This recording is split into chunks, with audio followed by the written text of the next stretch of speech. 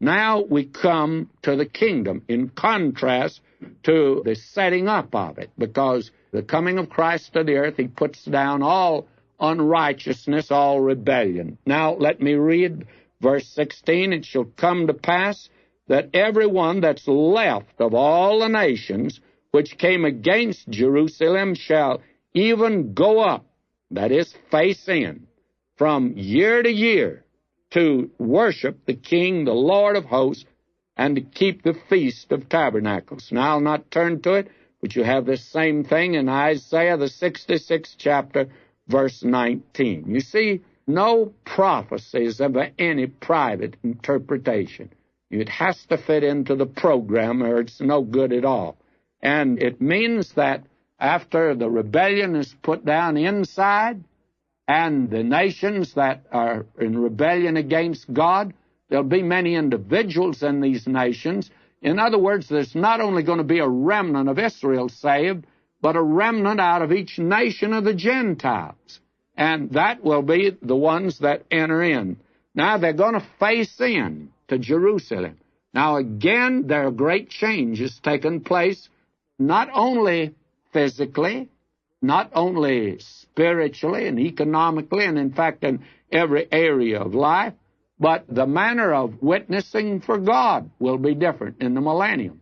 You see, we were told, beginning at Jerusalem, to go to the ends of the earth. Here, they're to go up to Jerusalem.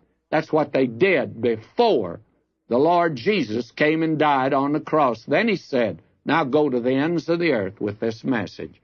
Now, will you notice that they're going up from year to year to worship the King, the Lord of hosts, and to keep the Feast of Tabernacles. That is the feast that they celebrated when they came out of Egypt. Now they celebrate it because they've been brought from the ends of the earth back to Jerusalem.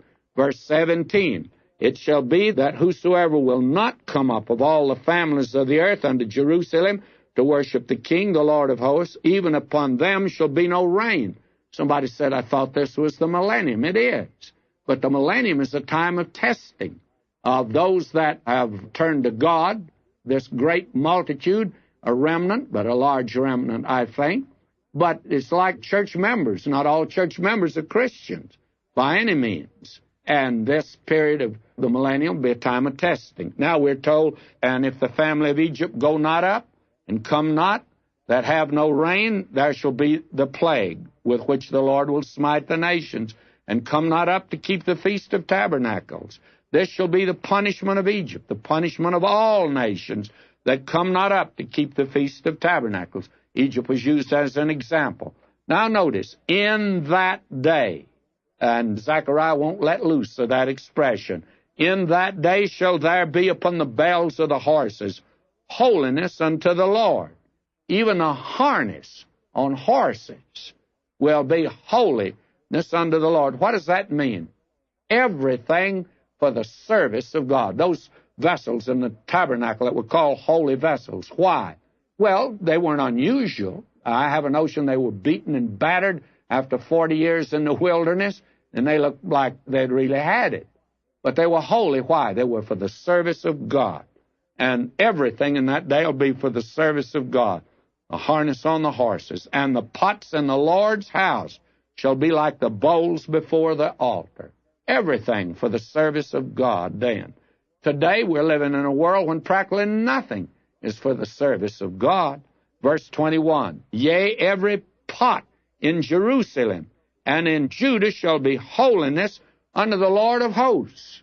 Just think of that skillet that you've got, that pot for cooking beans or cabbage.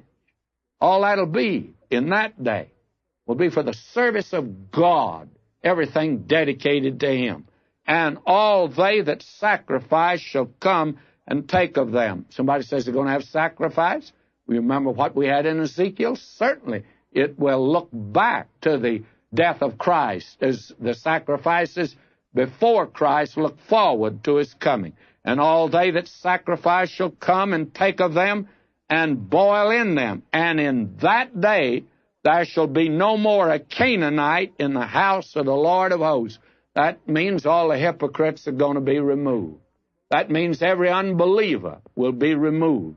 and there'll be none in the service of God unless they belong to Him. That's going to be the millennium, friends. What a glorious picture this is.